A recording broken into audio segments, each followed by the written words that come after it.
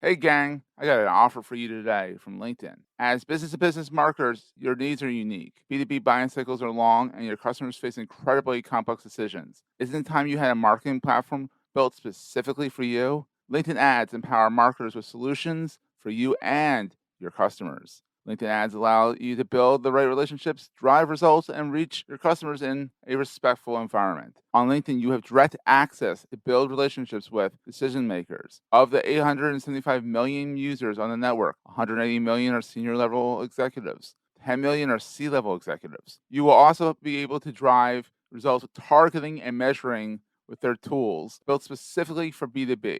And best of all, they work. Audiences exposed to brand messages on LinkedIn are 6 times more likely to convert. LinkedIn ads also rank number 1 for security, community, and ad experience as part of the Business Insider's Digital Trust Study. Make B2B marketing everything it can be and get a $100 credit. It's a $100 credit on your next campaign. Go to linkedin.com/MPN to claim your credit. It's linkedin.com/MPN. Terms and conditions apply. Entrepreneurs Enigma is a podcast for the ups and downs of entrepreneurship. It's got the wins and the fails that we all face being entrepreneurs, how we learn from adversity. Every week I talk to a different entrepreneur with a story to tell. I'm Seth Goldstein. Come with me on the journey. This is Entrepreneurs Enigma. Let's get started.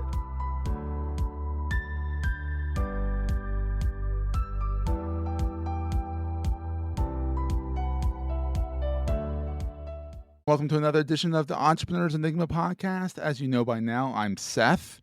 I'm here with a serial entrepreneur, a author, a JD, a bunch of different things. But he's an author. He's a serial entrepreneur. His name is Shawn Khorrami. Did I say that right? You did. I did it because as I was coming out, I was like, did I say it? Shawn is the chief bottle washer over at ePlaybooks. He is also a consultant. I'm cheating. I'm looking at his LinkedIn right now. He's also the chief consultant, the president and principal over at Khorrami Consulting. And you've been around the block a bunch. Yeah. How many businesses have you started and exited and all that stuff? Hey, thank you for having me on. It's I'm an glad absolute pleasure. I've started and managed more than a dozen businesses from the ground up with me as employee one and grown them to 7, 8, 9-figure businesses. Not every single one of them. No. Doesn't always work that way. Yeah, whoever starts more than one endeavor and says, I've been successful in every single thing I've started is probably has a different definition of success than I do. Absolutely. Exactly. No, because failure is not a failure. Failure is learning. And that's the key, you know. And it's the enigma of an entrepreneurship is that, call back to the name of the podcast, is that you're not going to be successful in everything you do. No. And even where you are successful, you're going to have all of these things that go wrong. I mean, part of what happens is all of the little failures that you have, even though the overall endeavor may be successful, you've had a whole lot of trials and tribulations, and a whole lot of trial and error, and a whole lot of fixing things. You gave some of my titles, chief bottle washer. I have cleaned dishes at my offices before, exactly. I mean, it's a joke, but it's almost always true. I own my own company. I'm doing the dishes upstairs all the time because they have to get done. So I am a chief bottle washer too. So I'm the chief problem solver. That's what you got to be. If you're going to be a leader, if you're going to be the person that propels something forward, that you're more than anything, in my opinion, the chief problem solver. So how did you get started in this? Have you always been an entrepreneurial spirit, or did you work for the man or the woman at some point? I gotta change that up. Did you work for the person? Did you work for the person at some point? Let's see if we have enough time for my summary story here. Yeah. So in my story, and I'll take it all the way back to when I was a kid, and I'll finish it in a couple of minutes. I'm set. I'm an immigrant. We discussed this before we started, from Iran. My dad was an entrepreneur, and in any developing country, building infrastructure is a big business because that's what they're doing. And so my dad had for a reason. My dad had a construction business, and so from a very early age, and it's probably not safe these days, but from 5, 6, 7 years old, my dad was taking me to construction sites, and so I would get to climb all over bulldozers and all these things. Let me guess, you're an 80s kid, aren't you? Well, 70s. 70s, 80s, 90s. Oh, 80s, yes. If you think about how us as parents now, we're like, I would never do half the things my mom let me do. And my mom was a great parent. But I was like, holy crap, Mom. What the hell did you do? Like, what? Caught me Yeah. on. So anyhow, Yeah. back to the construction sites. That takes the cake. Yeah, so from the very early age, I wanted to start my own construction company. That's what I thought I'd do. And so when we moved over here, my Yeah. dad was never able to reconstruct his business. No pun The intended. same, yeah, no pun intended. The same way, because as a 45, 50-year-old guy going across the globe to a different country, different Yeah. economy, different language, at a very tumultuous political time, was not very good. But my dad did get his hands on a couple of very small income properties, Ooh. and he was terrible at managing them. And so I sat there Yeah. wanting to help my dad, by the way, I never started a construction company, even though that was my dream from the time all the way through Aw. when I was a teenager. You wanted to be. But You want to be like your dad. Exactly. yeah, Boy. yeah. Yeah. So what I did was I constructed a very basic database program. At that time, personal computers were coming into homes, Yeah. and put together a little system for managing these properties, for which there was not as much professional management as there is these days. So I had this method for handling small properties. And so what I did was I went to help my dad. I said, "Hey, I can do this. I can help you fix this and the other." Yeah. And my dad pretty quickly after that said, "Hey, I got a whole bunch of friends in the same boat. Go help them." And there's my first business, completely by accident, completely in a different area than I thought I'd start. Those are the best Maybe not ones. completely. But Huh? those are the best ones that happen Yeah. Yeah. serendipitously. That's a hard And word. it also teaches you a lesson in that look, my whole thing in starting that thing, I wasn't trying to start a business. It wasn't even the kind of business I wanted to start, but it was trying to help someone, helping my dad, right? And then Yeah. helping his friends, and it became a business, right? Love it. So in my opinion, every place you start a business has to start from helping people, because that's where your market is. Whoever's going to pay you for something is going to pay you for helping them, for solving a problem for them, for Boy. taking away pain for them, Mhm. right? And so what I did was, after that, I got rid of that business because I believed in formal education. Over time, I've learned that it is by no means a requirement in No. business or in life success. The way I think about it, and it's, again, for me, getting a theoretical picture of something and also cramming of a whole bunch of information, having that kind of overview in my head, is the way I understand things. I have Yeah. to understand the overview of something, understand it theoretically, how it's supposed to work, even though in life it doesn't work that way, but how it's Never supposed to work. does. Yeah. And then, so I went and I got degrees in computer programming, mathematics, economics. I kind of backed Wow. into an economics degree. I then have formal education, which was not a degree, but a lot of training, a lot of formal training, accounting, marketing, sales. I did get a JD. And Yeah. as you look at all of these, it's sort of the backbone of running a business at the end of the Yeah, it's day. helpful. Right? Yeah. Yeah. So But now there's Google, and YouTube. now there's Google, and all of that is obsolete. You just Google, as we did before we started this this Yeah, endeavor, exactly. to get me straight on sound.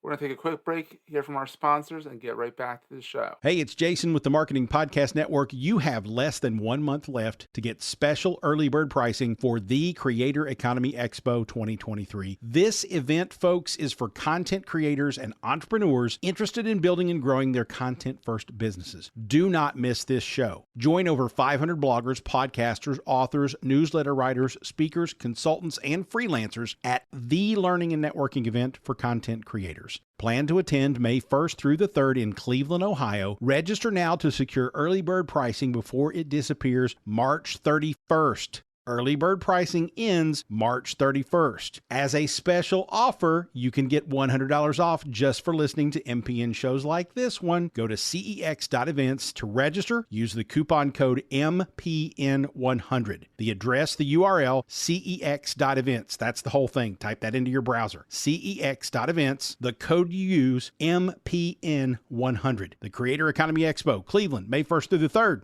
See you there. I went to school. I got all these different degrees. But by the way, I was one of these guys who, in high school, was one of the few guys that took typing. And the reason I took typing was I was on my personal computer, and I said, this is going to become a big deal to know that. So I type actually at over 100 words a minute. So do I. Bought me Mavis Bacon. Mavis Bacon teaches typing, and I learned how to touch type that way. And I can do like 100 words a minute. Whereas my kid hunting pecks so fast. Yeah. Like, it's like he doesn't need to know how to touch type. He touch types on his own, not correctly, but who cares? He's doing 200 words a minute. Yeah. his own way. I'm like, okay, I'm not gonna waste the money on that software. You just Yeah. got it, kid. I Yeah. think they Yeah. teach him in Yeah. school though. A lot of times he And comes home with knowledge. I'm like, where'd you learn that? I didn't teach you that. He's like, Dad, school. yeah, they have keyboarding now. Yeah, It's yeah, not typing, it's keyboarding. But yeah, so I sort of looked at those things and then put those things together. And then the reason I ended up dealing with multiple businesses, and I run multiple businesses, yeah. is that I'm a what I call an assembly line guy. I look at different processes and I try to make them better. Yeah, So even if I'm sitting there and I'm looking at a business that I'm running, yeah. and I'm looking at, oh, hey, this process is costing us a lot of money. How can we make this a little bit better? How do we make this, X, Y, and Z to it? Is there, and then Yeah. I would form a group. We form a team. I want to fix this problem. I want That's to make it better. entrepreneurial. That's the entrepreneurial journey. Really, Yeah. that's how people, you either do it internally as an intrapreneur, and which is fine, nothing against that, and you solve a problem within a company, or you start your own company. Yeah. Well, what would happen ultimately is either it would cost a lot, or suddenly I would say, oh, geez, everyone who's doing this business is going to need this. And I would go actually market to my competitors, Love it. processes, different pieces. So I knew they needed X, Y, and Z pieces to run their business, and Yeah. I could do X. I would form a company doing X. I said, Y and Z, you do. I can handle X for you. Brilliant. Yeah. And here's the way we do it. And so it ended up flowering into other businesses. And then I over love it. time, what happened? So you mentioned Khorrami Consulting, and I'll tell you how Yeah. that came to be. Yeah. It's not actually a business I run, but I'll explain to you how it came to Yeah. be. So over time, what happened was family, and then friends of family, and then friends of friends. They would come to me because some of my businesses were more public than others, and they'd say, "Hey, Yeah. you know what? You've been through this crisis. How did you do it?" Or I'm having this huge growth, and I don't know what to do. I don't have the infrastructure. Can you help me build that? How did you do it? Yeah. And so that resulted in a mentoring whole thing, which Love it. actually Yeah. is Khorrami Consulting. That's all that is for me, because what I did was You need to eventually, have a shingle. You have to have a shingle, but in life and business, you should have a shingle for everything. yeah. What happened in that was there were so many. This mentoring thing became so much of a piece of my time that I set up this website, and I said, "Go to this website. There's some information." I stuck over there, and I updated, and then see what you find, and then come back. So it's not. That's the kind of thing that is. From there, what happened was, I would get all these different business ventures. Hey, oh yeah, we could partner up and do this together. I have this business that does this. I can fix this problem for you. I can help you, or I can back you up in this fashion. Why don't we do that? And what ePlaybooks does is exactly that. It's partner up with different businesses, and we actually form partnerships in order to help small and medium-sized businesses through, and I say it this way, through education, consultation, and investment. Our real goal is a long-term partnership. For example, a company that has a wholesale business, we would build out the entire direct-to-consumer relationship for that company as a partner. Essentially, one of the things that we do and businesses that we run is partnerships like that. We have a few partnerships with visible businesses where we said, okay, the direct-to-consumer business, we're partners on. You have your wholesale stuff. Here's what we do. And so that's the way we work. Oh, that's awesome. What is the best thing about being an entrepreneur? Honestly, a couple of things. Yeah. I love solving problems. I love identifying them and solving them. I love when I hear from someone, hey, I have this issue. And then immediately my head goes to that. I love doing that. Two, I love the risk. I am not. By the way, you mentioned this. Did you work for the man and this and that? I've never, and I never realized this until a few years ago. I have never done a resume ever. Wow. I have never received. I've never received a W-2 from a company I didn't have ownership interest in. And it's good and bad. One, I've always been doing this. I get how you start a business and how you run different things. Yeah. The downside of it is, and my wife kind of made me realize this like about 10 years ago. She said, when you're doing this and the other, you don't know how it feels to be on the other side of you because you've never had a direct boss. I've had board of directors, I've had investors, I've had lenders, I've had all of those different. They're all different from the direct boss. So essentially, you do report to those entities, but It's so not a different. direct boss that's giving you Mhm. assignments every day, right? Yeah. And so I don't have actual experience doing that. And I've spent the Mhm. past 10 years actually setting myself up to understand that, because what I realized was that if I'm the CEO of an entity and I have all these Mhm. employees, how I interact with them is incredibly important. And Absolutely. not being in their shoes is a shortcoming. And one of the things I've been trying to resolve in the past 10 years Mhm. is exactly that, figuring out how it is to be in their shoes. All right, so let's flip this around. What keeps Mhm. you up at night? I'm not a I'm You're not a a sound panicker. sleeper. That's I'm not a good. panicker. I don't sleep much. I sleep in short stints Yeah. because I don't like sleeping, not because of anything else. It's not one of my favorite things to do. Commonly, I'm up between 2 and 4 in the morning. Wow. And that works out very well for me, because over time, what's happened is a lot of my direct team that works with me Yeah. is located in Europe, Oh, it's perfect. specifically in Sweden, in Spain. Oh, it's And perfect. we've developed a Yeah. sizable group in Nigeria. Yeah, oh, so it's Um, perfect. The time zone, so if your sleep habits help. they're on the same time zone. I They're love it. just north and south. But the best part is that they're not conforming to the boss is conforming to them, Yeah. which is awesome, which is good PR for you because they're like, it's 9 o'clock in the morning our time. Our boss over here is up at 2, but he's up already, so let's just get work done. I love it. Yeah. Yeah. I rarely, if ever, have voice conversations during those times, just because over my lifetime, I've Yeah. just gotten used to being the only person up at that time around I my love it. household or work. And so I'm used to quiet time at that time. So Oh, I that's quite time of correspond a year. lot by writing and this and that, but I rarely, it does happen, but I rarely get on any sort of a meeting or voice Cause you know call. why your wife will throw a shoe at you if you wake her up at 2 o'clock in the morning. Come on, let's be honest. She'll throw something at you. Well, yeah, I've become an expert at Like getting avoiding the out, shoe. getting out of the bedroom really quickly. I get up at 5 every morning, and my Uh-huh. wife's snoring away. My dog's over in the corner snoring away. I'm like, I don't want to wake the dog up. If that dog's up, I'm walking the damn dog at 5 o'clock in the morning. I'm like, Right. no, no, I gotta get out of this room as quietly as possible. So Yeah, you've become an expert at that. Yep. I've been getting better at that. Every once in a while, I'll bump into her crate, and she'll wake up. I'm like, damn it. Oh no. So, exactly. And she's like, Daddy, take me out. And I'm like, oh God. But my kid's always up at 5. He's like, can I Yep. have time on the computer? I'm like, sure, get on the computer. I get up and I go read a book or something like that. So what is the most important thing to carry with you all the time? That I carry with me, Yeah. like actually physical items. You can go as deep as you want, buddy. um, You can be both if honestly, you want. I mean, this sounds pretty stupid, but it's my phone. And I'm all into all the cloud systems, because over time, what's happened is you can run everything and anything from anywhere, Yes, from your using phone. your phone.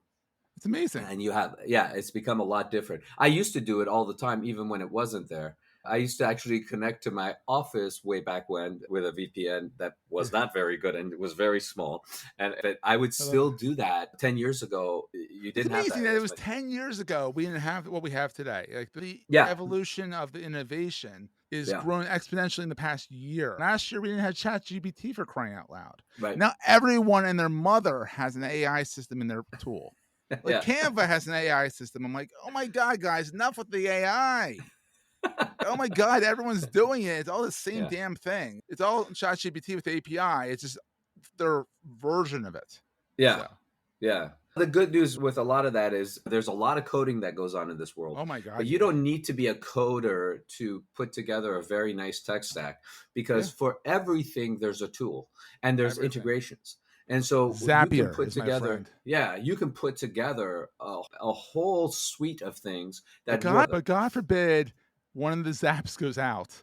Yeah. Oh my God, it's a nightmare. I try to figure out which zap went out to cause what thing to go not that way. Oh my God. So sometimes it's better to code it yourself because then you know what went wrong. And then trying to connect this zap to that zap to that zap to that zap. And that zap broke when I went to that zap. That's gonna be great for my transcription. Yeah, well, I got coding long ago, and the languages I know, and maybe I could work for the government somewhere, one of their antiquated systems. With a sledgehammer. Boom, boom, boom. Exactly. Shawn, where can people find you online? Where's your best watering hole? They can reach me through eplaybooks.com. I'm very easy to reach. I think we have a very good chat feature that directs people through. It is. I looked around it. Yeah, it helps. And then the other thing is, if you want to reach me directly, connect with Shawn.com. Oh, I like that. Yeah. SHAWN. We discussed that too. Yeah. SHAWN. So connect with Shawn.com, only because looking up my last name is not the easiest thing to do. Yeah, KHORRAMI. Yeah, you got that. But we'll have all the links in the show notes to your LinkedIn and all the good stuff. So, Shawn, this has been so much fun, my friend. Hey, same here. I really want to thank you for having me on. Oh, this is great. This has been fun, and we'll see everyone next week. That was a great show. Hey, if you're enjoying Entrepreneurs Enigma, please give us a review on the podcast directory of your choice. We're on all of them. And these reviews really help others find the show. Also, if you're getting value from the show and want to buy me a coffee, go to the show notes and click on the link to help me stay awake while I bring you more great episodes to your ears. That's in the show notes, and I look forward to the next episode. Take care, guys.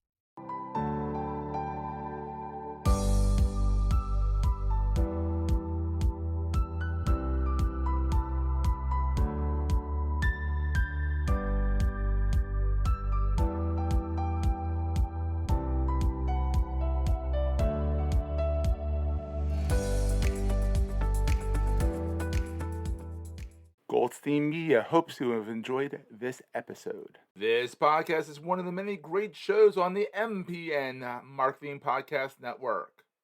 You may know you're listening to this show along the Marketing Podcast Network, but did you know there are other great shows on MPN to help your business? Dave Delaney hosts a great podcast called The Nice Podcast. Dave, tell us what these fine folks will get out of listening. Thanks for asking. The Nice Podcast is all about helping leaders improve the way they communicate with their team members, with their prospects, with their colleagues, everybody. So that's what it's all about. Amazing. Where can people subscribe? The places that you subscribe to podcasts normally. But you can also find the show at marketingpodcast.net, of course. And you can also visit nicepodcast.co. You heard him, folks. Go subscribe. This podcast is heard along the Marketing Podcast Network. For more great marketing podcasts, visit marketingpodcasts.net.